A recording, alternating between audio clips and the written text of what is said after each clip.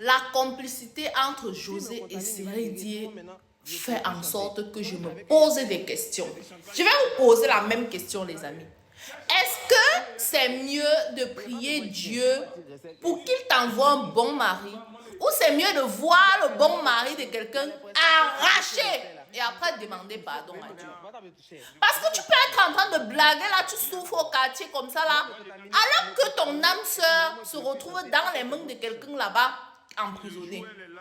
À un moment donné, on se demande si ce n'est pas plutôt Aline qui avait récupéré ces ridiers de José, gardé en attendant que José chante quel genre de diplôme et tout, et que Cyril se mette comme ça, qu'il dise que ouais, non, la fille, c'est la raison. Il faut que j'aille la prendre là-bas et maintenant mettre Aline de côté. Non, mais franchement, parce que la même chose là que tu es en train de voir chez Cyril et José là, c'est la même chose qui s'est passée avec Lodochio. Le gars a fait plus de 20 ans de mariage là-bas avec sa première femme. Avec Maë. Après, il y a l'autre là qui est venu.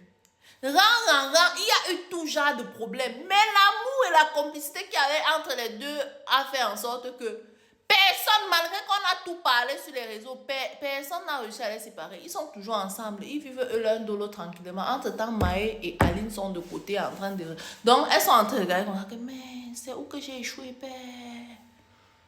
Donc, soit, Marco, si tu penses que ton âme sœur est déjà morte, oui, tu vois, c'est toi tranquille. Tu attends seulement aussi. Ah, Yahweh, Yahweh, Yahweh. Tu chantes comme ça là, en attendant que ton jour aussi arrive.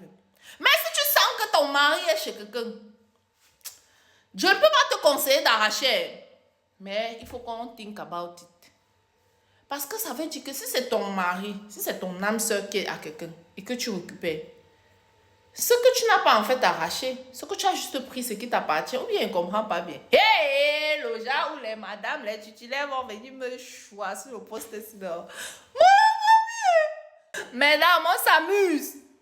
C'est juste une manière de dire que parfois, tu vas te forcer à rester dans un foyer alors que ce n'est pas le bon en fait. Alors que tu n'es pas au bon endroit. Alors que tu n'es pas en train de vivre la vie que tu mérites. Après, tu vas voir, tu vas te séparer. Et ton mari ou bien, qu'est-ce que l'amour finalement? C'est de voir la personne que tu aimes heureuse, même si c'est avec une autre personne.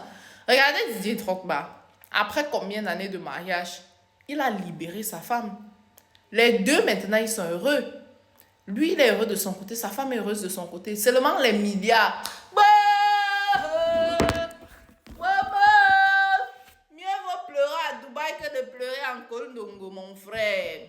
Mais imagine, tu as ton mari riche comme ça. Un jour, il dit que, ouais, bé, vraiment, prends ta part même 500 millions. Ça, moi, je dis 500 millions parce que pour moi, 500 millions, c'est le dorado. Prends ta part 500 millions, pas jouer ta vie, tu me libères. B, un bébé, parce que si tu dis ça, ça veut dire qu'en réalité, il n'a plus envie de rester. Donc, si tu restes là-bas, c'est toi qui vas souffrir, tu vas toujours partir dehors. Donc, mieux, non, quand il dit ça, tu dis un bébé. Tu récupères.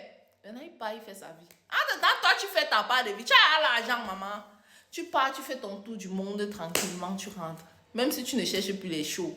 Parce que tu vas finir de te gaspiller là pour rien. Hey, j'ai dit qu'elle avait pensé à l'ange, qu'elle avait porté les pieds mis sur la table. Quand tu n'as pas les projets que tu as dans la tête. Ouais. Non, je réfléchis, vrai.